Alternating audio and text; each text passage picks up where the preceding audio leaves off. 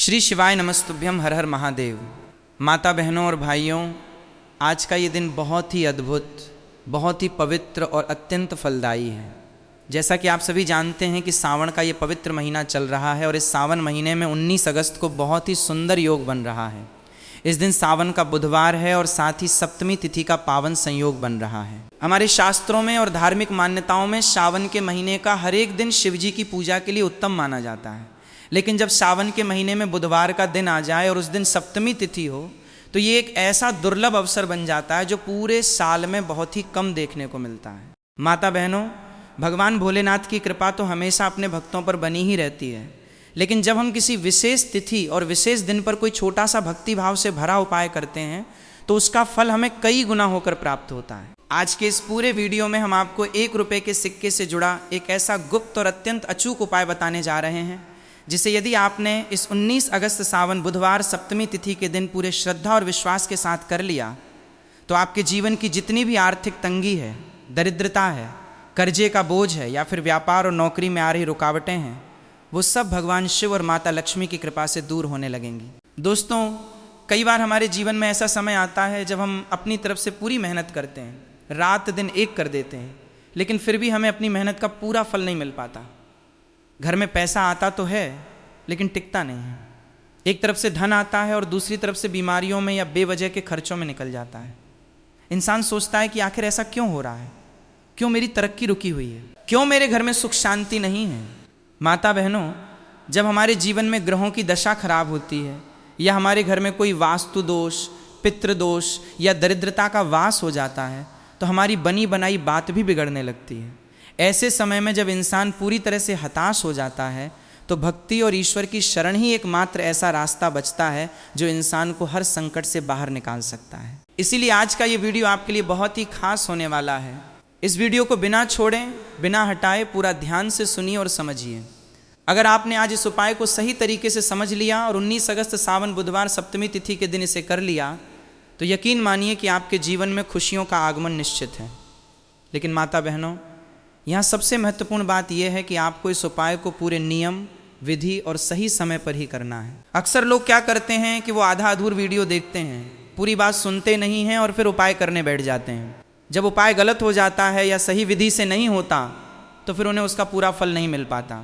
इसीलिए मैं आपसे बार बार कह रहा हूँ कि इस वीडियो में बताई जाने वाली एक एक बात को बहुत ध्यान से समझिए। आज हम आपको इस 1 रुपये के सिक्के वाले गुप्त उपाय के बारे में सब कुछ विस्तार से बताएंगे कि ये उपाय आखिर किसे करना है, किस समय करना है, किस दिशा में बैठकर करना है, क्या क्या सामग्री लगेगी और इस उपाय को करते समय कौन सी ऐसी छोटी छोटी गलतियां हैं जो आपको भूल कर भी नहीं करनी है।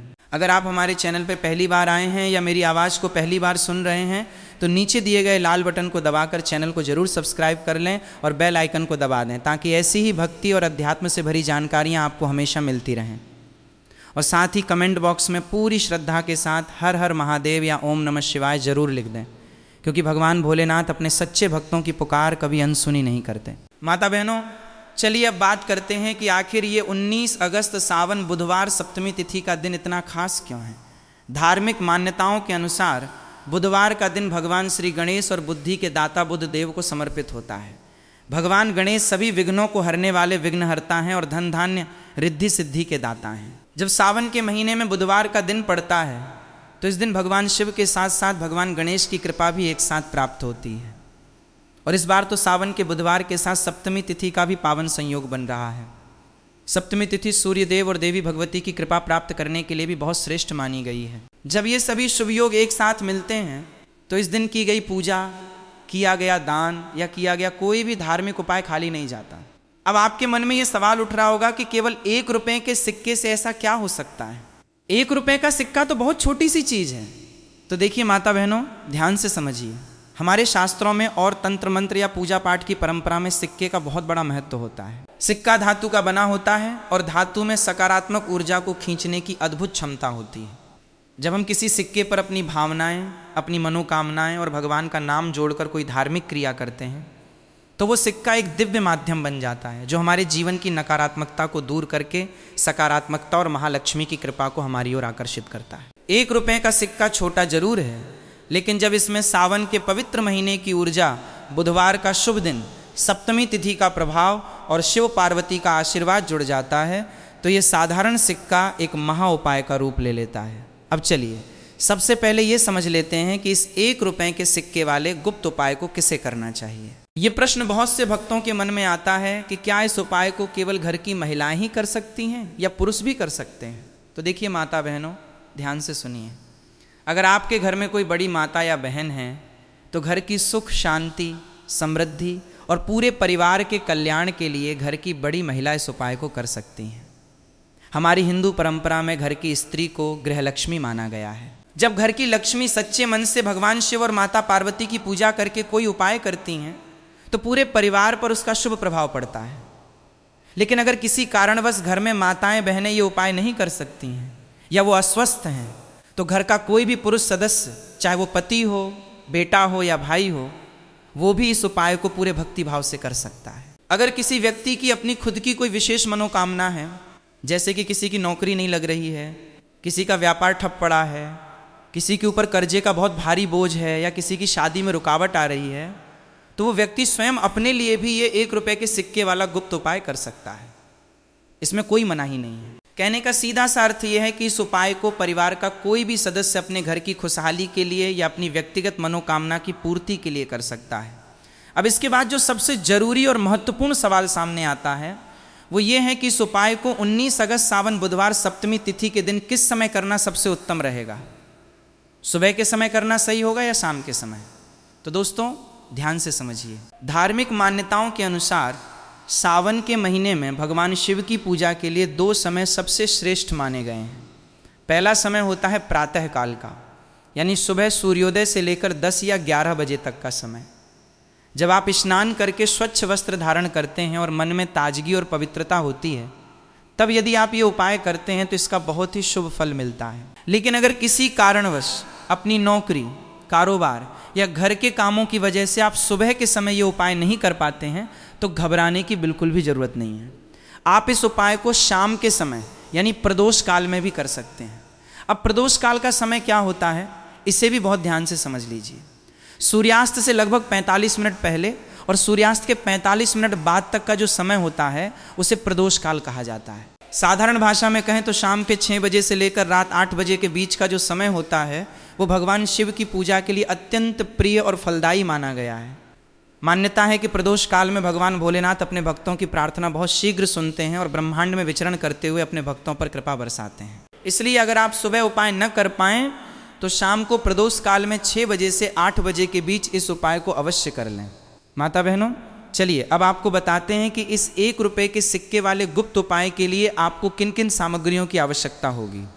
देखिए, ये उपाय बहुत ही सरल है और इसमें इस्तेमाल होने वाली सभी चीज़ें आपको बहुत ही आसानी से आपके घर की रसोई या घर के मंदिर में ही मिल जाएंगी। आपको इसके लिए बहुत ज़्यादा पैसे खर्च करने की या बाजार में भटकने की बिल्कुल भी ज़रूरत नहीं है। सबसे पहले आपको चाहिए 1 रुपए का एक साफ सुथरा और साबुत सिक्का। सिक्का कहीं से भी कटा फटा, गंदा या जंग लगा हुआ नहीं होना चाहिए। इस बात का विशेष ध्यान रखें कि पूजा में हम जो भी चीज़ भगवान को अर्पित करते हैं या उपाय में इस्तेमाल करते हैं वो एकदम स्वच्छ और शुद्ध होनी चाहिए। दूसरी सामग्री जो आपको लेनी है वो है एक चुटकी हल्दी। हल्दी हमारे शास्त्रों में अत्यंत शुभ और पवित्र मानी गई है। हल्दी का सीधा संबंध भगवान श्री हरि विष्णु, माता लक्ष्मी और बृहस्पति देव से होता है। हल्दी हमारे जीवन से दुर्भाग्य को दूर करती है और सुख समृद्धि के द्वार खोलती है। तीसरी सामग्री आपको लेनी है एक छोटा सा लाल या पीला कपड़ा। अगर आपके पास नया कपड़ा न हो तो आप पूजा में इस्तेमाल होने वाला साफ कलावा यानी मौली का धागा भी ले सकते हैं। और चौथी सामग्री जो आपको चाहिए वो है थोड़ा सा शुद्ध गंगा जल या घर का साफ जल और थोड़े से बिना टूटे हुए चावल जिन्हें हम अक्षत कहते हैं। ध्यान रखिएगा कि चावल का एक भी दाना टूटा हुआ न हो, क्योंकि टूटा हुआ चावल पूजा में अशुभ माना जाता है। अब माता बहनों, यहाँ एक और बहुत महत्वपूर्ण बात समझ लीजिए। जब आप ये सारी सामग्री एकत्र कर लें तो आपको ये उपाय अपने घर के पूजा स्थल यानी मंदिर के सामने बैठकर ही करना है। अगर आपके घर के पास कोई शिव मंदिर है तो आप वहाँ जाकर भी इस उपाय को कर सकते हैं। लेकिन यदि किसी कारण से आप मंदिर नहीं जा सकते तो अपने घर के पूजा घर में बैठकर ही भगवान शिव और माता पार्वती का ध्यान करते हुए इस उपाय को कर सकते हैं। अब चलिए इस गुप्त उपाय की पूरी विधि को एक एक करके बहुत ही ध्यान से और गहराई से समझते हैं। सबसे पहले 19 अगस्त सावन बुधवार सप्तमी के दिन सुबह या शाम के समय जब भी आप उपाय करने वाले हों स्नान करके साफ सुथरे वस्त्र धारण कर लें। इस दिन यदि आप हरे, पीले या लाल रंग के वस्त्र पहनते हैं तो ये बहुत ही शुभ माना जाता है। पूजा में काले या बहुत गहरे नीले रंग के कपड़े पहनने से बचें। इसके बाद अपने घर के मंदिर में एक दीपक जलाएं। दीपक आप शुद्ध गाय के घी का या तिल के तेल का जला सकते हैं। दीपक जलाने के बाद हाथ जोड़कर भगवान श्री गणेश, भगवान भोलेनाथ और माता पार्वती को प्रणाम करें और मन ही मन अपनी मनोकामना कहें। अब जो 1 रुपये का सिक्का आपने लिया है उसे अपने सीधे हाथ की हथेली पर रखें। उस सिक्के के ऊपर थोड़ा सा गंगा जल या शुद्ध जल छिड़कें ताकि वो पवित्र हो जाएं। जल छिड़कने के बाद उस सिक्के पर एक चुटकी हल्दी लगाएं। हल्दी लगाते समय मन ही मन ओम श्रीम ह्रीम श्रीम कमले कमलालय प्रसीद प्रसीद श्रीम ह्रीम श्रीम महालक्ष्मी नमः या फिर सरलता से ओम नमः शिवाय या श्री शिवाय नमस्तुभ्यम मंत्र का जाप करते रहें। हल्दी लगाने के बाद उस सिक्के के ऊपर थोड़े से अक्षत यानी बिना टूटे हुए चावल रखें। अब इस सिक्के को अपने दोनों हाथों से ढक लें और अपनी आंखें बंद करके भगवान शिव और माता लक्ष्मी से अपनी गरीबी, दरिद्रता, कर्जे और आर्थिक तंगी को दूर करने की प्रार्थना करें। अगर आपके मन में कोई विशेष मनोकामना है, जैसे कि व्यापार में वृद्धि, नौकरी में पदोन्नति या घर में सुख शांति, तो उस बात को भगवान के सामने पूरी श्रद्धा और आंसू भरे भाव से प्रकट करें। देखिए माता बहनों, भगवान कभी हमारी धन दौलत नहीं देखते, वो सिर्फ हमारे भाव के भूखे होते हैं। जब भक्त सच्चे दिल से भगवान को पुकारता है तो भगवान उसकी हर मनोकामना पूरी करते हैं। अब इसके बाद आपको क्या करना है ये बहुत ध्यान से समझिए। जो सिक्का आपने अपनी हथेली में रखा है उस सिक्के को उस लाल या पीले कपड़े में रखें और उसमें 3 गांठें बांध लें। अगर आपके पास कपड़ा नहीं है तो सिक्के पर कलावा यानी लाल धागा अच्छी तरह से लपेट लें। अब इस सिक्के वाली पोटली को भगवान शिव के शिवलिंग के पास, यदि आप मंदिर में हैं या अपने घर के मंदिर में, भगवान शिव और माता लक्ष्मी की मूर्ति या चित्र के चरणों में रख दें। रखने के बाद आपको भगवान शिव के महामंत्र श्री शिवाय नमस्तुभ्यम का कम से कम 108 बार जाप करना है। अगर आप 108 बार जाप न कर सकें तो 11, 21 या 51 बार भी पूरे मन से जाप कर सकते हैं। जाप पूरा होने के बाद उस सिक्के वाली पोटली को वहीं मंदिर में रहने दें और आरती करके अपना पूजन संपन्न करें। अब यहाँ पर सबसे बड़ा सवाल उठता है कि इस सिक्के वाली पोटली का बाद में क्या करना है। क्या इसे हमेशा मंदिर में रखना है या कहीं और? तो दोस्तों ध्यान से समझिए, उस सिक्के वाली पोटली को सावन के पूरे दिन और रात भर अपने घर के मंदिर में ही रखे रहने दें।